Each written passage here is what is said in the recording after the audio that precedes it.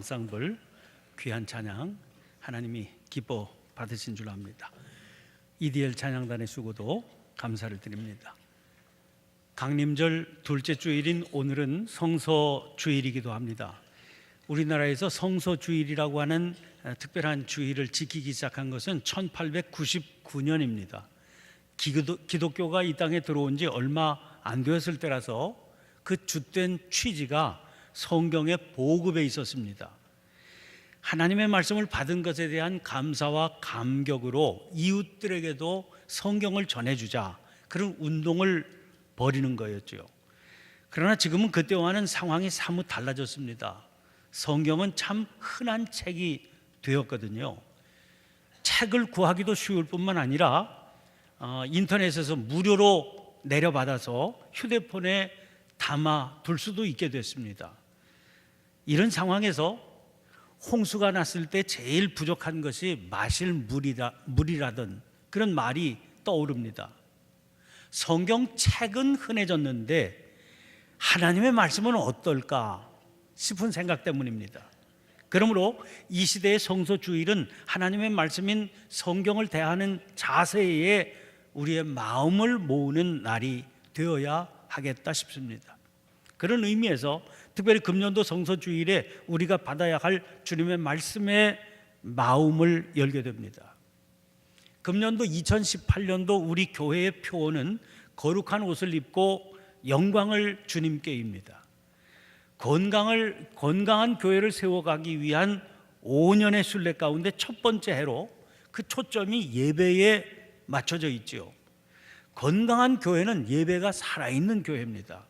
살아있는 예배란 한마디로 거룩한 옷을 입고 영광을 주님께 돌리는 예배여야 한다, 그런 의미에서 정한 표어입니다.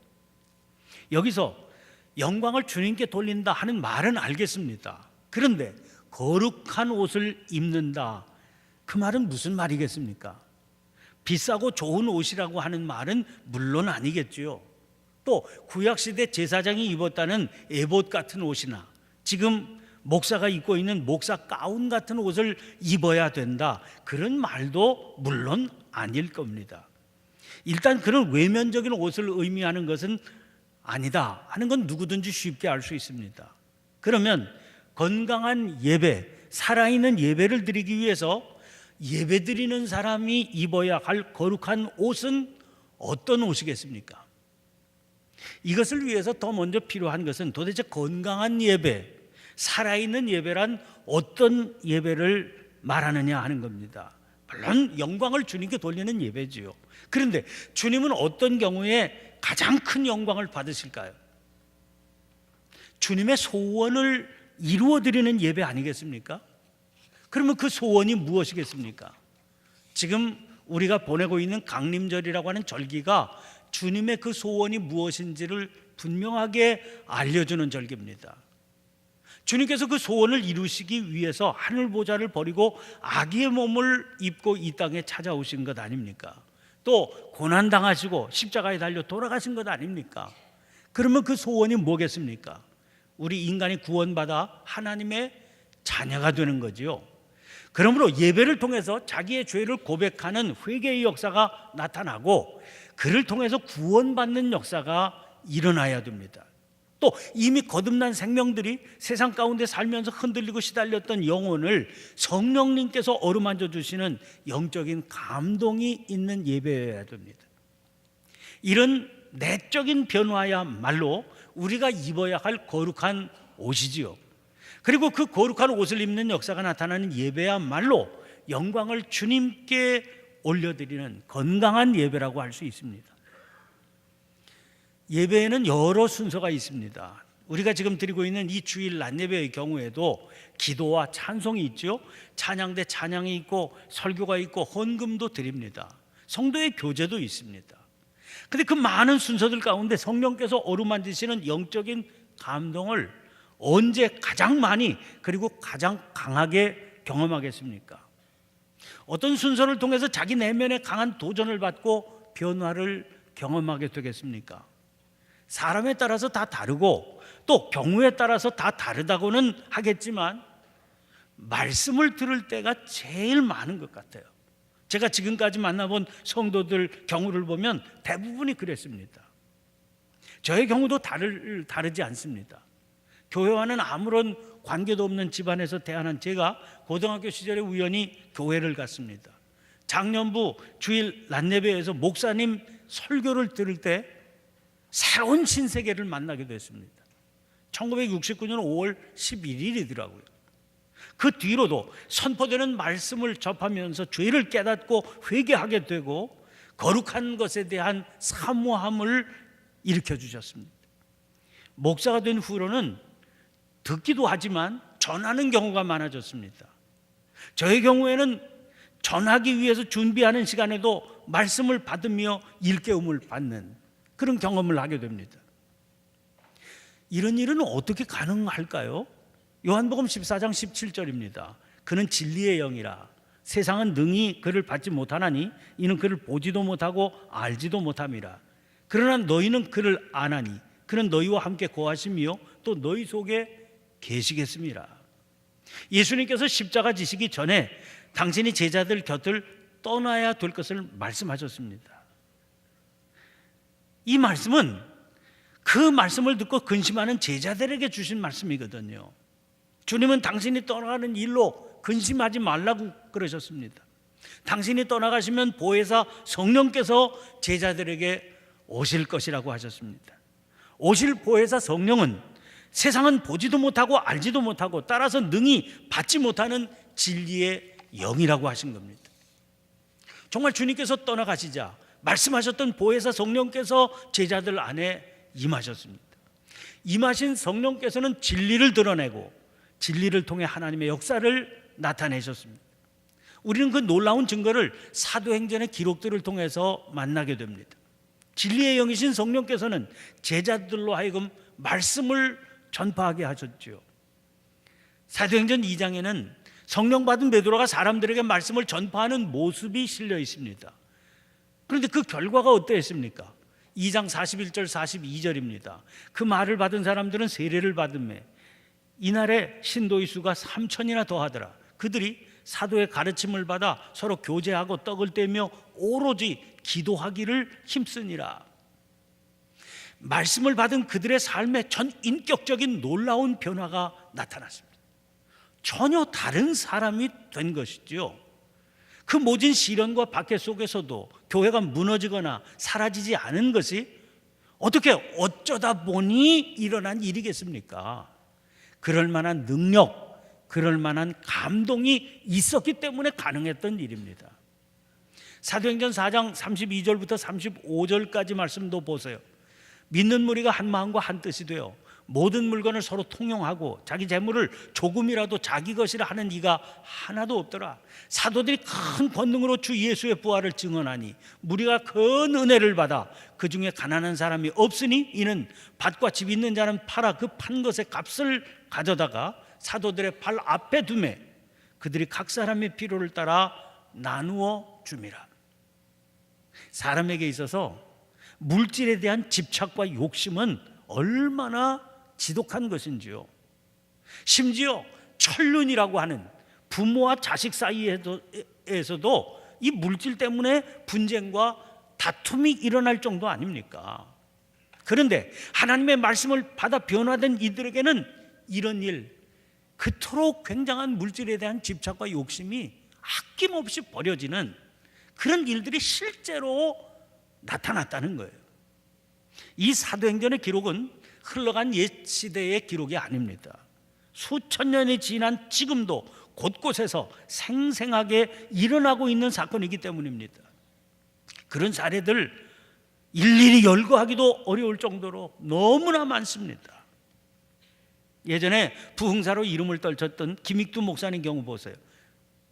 목사님은 황해도 안압군의 큰 아주 유명한 망난이었습니다.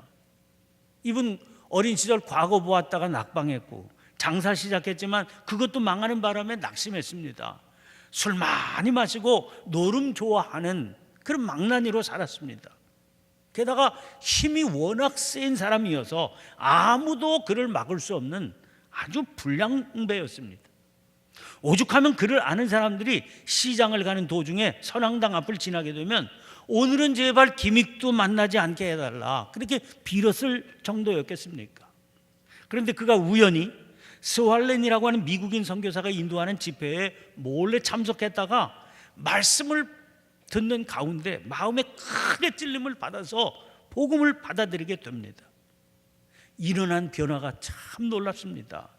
그 뒤로 세례를 받을 때까지 10달 동안을 말이나 행동, 술, 담배 삼가 조심하고 늘 기도하면서 성경을 가까이 하고 생활을 경건하게 했습니다. 세례를 받은 후에 일어나는 변화는 더 놀라웠습니다. 한 번은 냉면집에서 일하는 아이가 외상 지고도 갚지 않는 그가 미운 생각이 들어서 뜨물 찌꺼기를 지나가는 그의 옆에 확 뿌렸습니다. 주인은 그 광경을 보고 얼굴이 새파랗게 질려서 아이를 몹시 책망했습니다. 김익두가 어떤 사람인지 잘 알고 있었기 때문에 큰일 났다 싶었던 거지요. 그러나 김익두는 말 한마디 없이 그냥 지나가는 겁니다. 주인은 오늘은 그가 무슨 생각이 있어서 그냥 지나간 모양이지만 다음 장날에는 아마 대단해서 우리 집 망하게 됐다, 그렇게 생각하고 크게 걱정했습니다. 그런데 다음 장날이 된 거지요. 김익두가 그 집 앞을 지나가면서 또 지나가면서 하는 말이 예수 믿으세요 였습니다. 그러면서 그가 말합니다. 나는 옛날의 김익두가 아니고 새 김익두 올시다. 외상값은 후에 다 갚아드리겠습니다. 그동안 불안에 떨며 전전긍긍하던 주인은 그의 이 말에 큰 감동을 받았다는 겁니다. 이런 사례들은 하도 많아서요, 일일이 열거하기조차 힘이 들 정도입니다. 사실 지금 이 자리에서도 그런 변화를 직접 경험한 분들이 정말 많지 않습니까? 그런 변화의 대부분이 예배를 드리는 가운데 말씀을 들으며 받은 감동입니다. 성령께서 역사하신 거죠. 그 결과 존재가 바뀌고 삶이 바뀌었습니다. 근본적인 변화가 나타난 겁니다. 이게 한 번으로 그치는 것도 아닙니다. 감동을 받아 변화된 이들은 그 이후에도 지속적인 감동을 경험하게 됩니다. 물론 이런 변화는 찬송을 드릴 때도 혹은 마음을 다해서 기도할 때에도 나타납니다. 그러나 거듭 말씀드리는 거지만 말씀을 들을 때 가장 강력하고 또 강권적인 변화를 경험하게 됩니다. 성령님께서는 하나님의 말씀을 통해서 그 말씀 듣는 사람 안에 회개를 일으켜서 애통하게도 하시고 깊은 위로와 기쁨과 감사를 느끼게 하십니다. 진리를 깨닫고 변화를 일으키게 하는 것은 무슨 사람의 지적인 능력으로 가능한 일이 아니거든요. 마음이 새로워지고 삶이 변화되는 것은 오직 성령의 역사입니다. 그 성령의 역사를 진리의 영이신 성령께서 말씀을 통해서 일으키게 됩니다. 거기서 변화의 기적이 일어나게 되는 겁니다. 이런 변화가 바로 우리가 입는 거룩한 옷입니다. 그리고 이 거룩한 옷을 입었을 때 진정한 예배를 드릴 수 있는 겁니다. 그 말은 진정한 예배라면 반드시 그런 역사들이 나타나야 된다, 그런 말입니다. 그리고 그렇게 드리는 예배가 될 때 하나님 온전한 영광을 받으십니다. 그러므로 예배를 드리면서도 그런 경험, 그런 역사들을 체험하지 못한다면 이상한 일이다. 원인이 어디에 있을까? 스스로를 돌아볼 수 있어야 되는 겁니다. 그래서 묻게 됩니다. 교회를 지금 부지런히 다니고 있습니다. 예배 열심히 드리고 있죠. 그러나 예배를 드리면서도 하나님의 임재를 경험하지 못합니다. 은혜로 충만하기는커녕 오히려 마음이 상하는 일만 있습니다. 그러다 보니까 예배에 참석하면서도 예배에 대한 기대는 찾아볼 수가 없습니다. 그냥 예배를 습관적인 행위로 드리는 겁니다. 이렇게 말씀을 통해서 은혜를 공급받지 못하게 되면 우리 안에 은혜가 아닌 다른 것으로 감동을 대체하려고 하는 욕구가 생기게 되는 겁니다. 그렇게 될 때 어떤 것들이 그 자리를 차지하게 되겠습니까? 인간의 흥을 돋우는 감각적인 재미를 추구하게 되는 겁니다. 예배는 더 이상 영광스러운 특권을 누릴 수 없게 되고 그저 인간적인 프로그램이 되고 마는 겁니다. 이런 위험에서 벗어나려면 말씀의 역사가 살아있는 예배가 되도록 최선을 다해야 됩니다. 전하는 이도 최선을 다해야 되겠지요. 그러나 여러분, 우리 말씀을 받을 때 가장 적극적인 예배의 행위가 하나님의 말씀을 듣는 것임을 알아야 됩니다. 사람들은 자기가 몸을 움직여서 찬양을 드리거나 무슨 활동을 하는 게 예배에 적극적이고 능동적으로 참여하는 것이다, 그렇게 생각하는 경향이 있습니다. 반면에 가만히 앉아서 전해지는 말씀을 듣는 것은 이건 수동적인 것으로 여기기 쉽습니다. 그러나 그것은 큰 오해입니다. 말씀을 통해서 역사하시는 진리의 영이신 성령에 대한 이해가 없기 때문에 생긴 생각입니다. 말씀을 전심으로 귀 기울여 듣는 것보다 더 적극적인 예배 행위는 없습니다. 자, 오늘 본문 말씀을 주목해서 보시기를 바랍니다. 바울 사도는 데살로니가 교회에 편지를 보내면서 그들을 크게 칭찬했습니다. 1장 2절부터 4절까지 말씀입니다. 우리가 너희 모두로 말미암아 항상 하나님께 감사하며 기도할 때 너희를 기억함은 너희의 믿음의 역사와 사랑의 수고와 우리 주 예수 그리스도에 대한 소망의 인내를 우리 하나님 아버지 앞에서 끊임없이 기억함이니 하나님의 사랑하심을 받은 형제들아 너희를 택하심을 아노라. 바울은 데살로니가 교인들, 그들의 믿음의 역사, 사랑의 수고, 예수 그리스도에 대한 소망의 인내를 기억하고 있다, 그렇게 말합니다. 그리고 그것 때문에 하나님께 감사한다고 그랬습니다. 그러면 데살로니가 교회의 그런 믿음의 아름다움은 어디에서 비롯된 것이겠습니까? 이어지는 5절 상반절 말씀 보세요. 이는 우리 복음이 너희에게 말로만 이른 것이 아니라 또한 능력과 성령과 큰 확신으로 된 것임이라. 공동번역은 이 구절을 이렇게 옮기고 있습니다.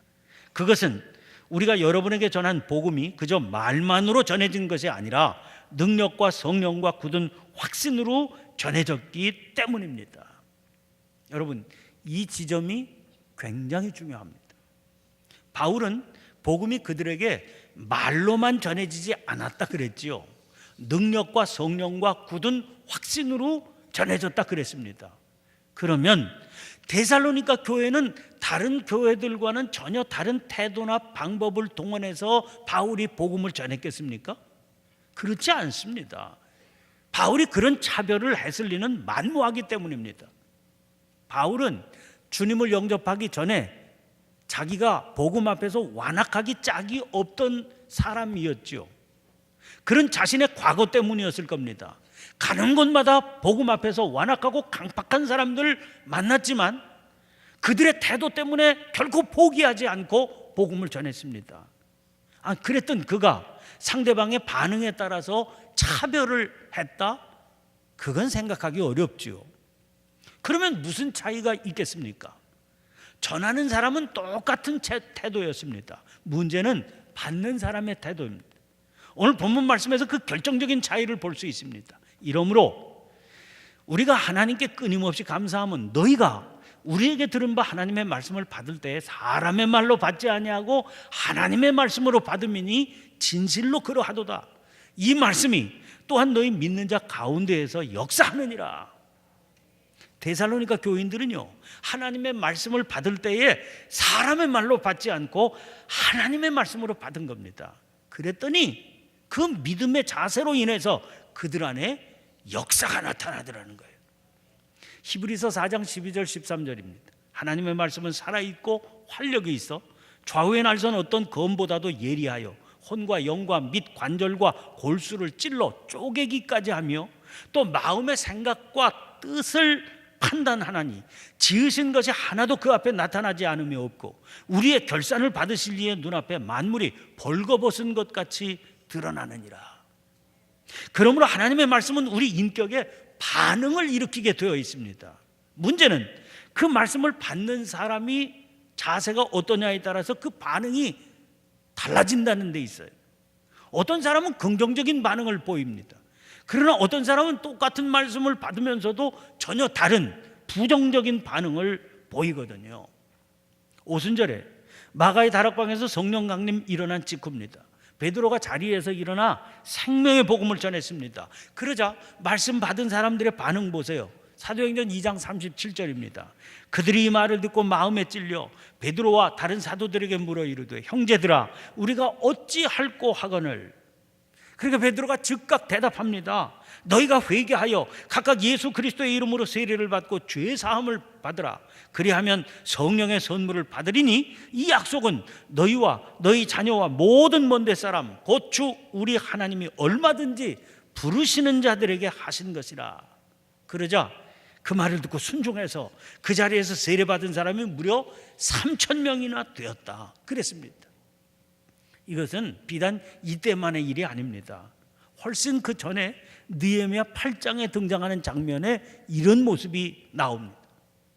그때 이스라엘 모든 백성이 일제히 수문 앞 광장에 모였습니다. 말씀을 듣기 위해서입니다. 제사장 에스라가 새벽에 율법책을 읽기 위해서 책을 펴니까 백성들이 다 자리에서 일어났습니다. 그런 채로 새벽부터 정오가 될 때까지 말씀을 읽었습니다. 백성들은 새벽부터 정오까지 서 있는 채로 그 말씀을 들었습니다. 무슨 일이 일어났겠습니까? 느헤미야 8장 9절 10절입니다. 백성이 율법의 말씀을 듣고 다 우는지라. 총독 느헤미야와 제사장 겸 학사 에스라와 백성을 가르치는 레위 사람들이 모든 백성에게 이르기를 오늘은 너희 하나님 여호와의 성일이니 슬퍼하지 말며 울지 말라 하고, 느헤미야가 또 그들에게 이르기를 너희는 가서 살진 것을 먹고 단 것을 마시되 준비하지 못한 자에게는 나누어 주라. 이날은 우리 주의 성일이니 근심하지 말라. 여호와로 인하여 기뻐하는 것이 너희의 힘이니라 하고. 그러자 백성들이 그 말씀대로 순종해서 가서 먹고 마시며 나누어 주고 크게 즐거워했다고 그랬어요. 이거 어디 성경에만 등장하는 장면일까요? 그렇지 않습니다. 감리교 창시자 존 웨슬리 목사님은 어땠습니까? 목사님이 은혜 받고 변화를 경험한 것도 런던의 올더스게이트 거리에 있는 모라비안 교도들의 수요 예배에 참석해서 말씀을 들을 때였습니다. 목사님 스스로 이렇게 고백하고 있거든요. 9시 15분 전쯤 그가 그리스도 안에 있는 믿음을 통하여 하나님께서 마음의 변화를 일으키시는 일을 설명하고 있을 때 나는 마음이 이상스럽게 뜨거워짐을 느꼈다. 구원을 위해 내가 그리스도를 오직 그리스도만을 의지하였다고 나는 느꼈으며 주께서 나의 죄를 심지어 나까지도 다 거두어 가셨고 나를 죄와 사망의 법에서 구원하셨다는 확신이 나에게 주어졌다. 나는 전력을 다하여 유별나게 나를 모욕의 대상으로 삼고 또 핍박한 사람들을 위해 기도하기 시작했다. 은혜를 받고 변화를 경험한 목사님, 화려한 예배당 강단을 떠나서 광부들이 모이는 야외를 자기의 강단으로 삼아 말씀을 선포했습니다. 그런데 목사님이 말씀을 전하시는 동안 거칠기 짝이 없던 광부들이 눈물을 흘리며 그 말씀을 받았습니다. 이런 것이 성령께서 말씀이 선포될 때 우리 안에 일으키시는 역사인 겁니다. 그런데 아까 말씀드렸던 것처럼 그렇게 긍정적인 반응만 나타나는 게 아닙니다. 그런 모습과는 전혀 거꾸로 아주 부정적인 모습도 나타납니다. 어떤 이들은 하나님의 말씀을 받을 때 심각하게 부정적인 반응을 보이면서 더 완악해져서 반감과 분노와 노골적인 적대감을 보이기도 합니다. 모세를 통해서 말씀이 전해질 때 애굽 왕 바로가 보인 태도가 그랬습니다. 사도들이 복음을 전할 때 유대인들은 핍박을 그치지 않지 않았습니까? 심지어는 말씀 전하는 스데반 집사를 돌로 쳐 죽이기까지 했습니다. 예수님께서 말씀을 전하실 때 유대교 지도자들이 보인 태도도 그와 다르지 않지요. 그 결과가 십자가 처형으로 나타난 것 아닙니까? 문제는 이게 교회 바깥 사람들만의 이야기가 아닐 수 있다는 데 있습니다. 자기는 믿노라 하면서도 하나님의 말씀 앞에 저항감을 보이는 이들이 많거든요. 그들은 교회 안에 있기는 하지만 거듭나지 못했거나 마음이 왜곡되어 있는 경우에 보이는 반응입니다. 그들은 자기중심적인 고집을 버리지 않으려고 그럽니다. 그런 완악함이 그들로 하여금 하나님의 말씀 앞에 그런 반응 보이게 되는 겁니다. 이런 상반된 반응이 있을 수 있기 때문에 히브리서 기자는 간곡한 권면을 전해주고 있습니다. 히브리서 3장 7절 8절 말씀입니다. 그러므로 성령이 이르신 바와 같이 오늘 너희가 그의 음성을 듣거든 광야에서 시험하던 날에 거역하던 것 같이 너희 마음을 완고하게 하지 말라. 이어지는 12절 13절 말씀에도 귀를 기울여 보세요. 형제들아, 너희는 삼가 혹 너희 중에 누가 믿지 아니하는 악한 마음을 품고 살아계신 하나님에게서 떨어질까 조심할 것이요, 오직 오늘이라 일컫는 동안에 매일 피차 권면해서 너희 중에 누구든지 죄의 유혹으로 완고하게 되지 않도록 하라. 사랑하는 성도 여러분, 중요한 것은 오직 오늘이라 일컫는 바로 그 시간입니다. 그러므로 매일 매 순간마다 자기의 마음이 완고해진 것은 아닌지 살피는데 게으름이 있어서는 안 됩니다. 하나님의 음성 듣는 태도가 언제나 데살로니가 교인들과 돼야 되는 겁니다. 그게 우리가 입어야 할 거룩한 옷이기 때문입니다.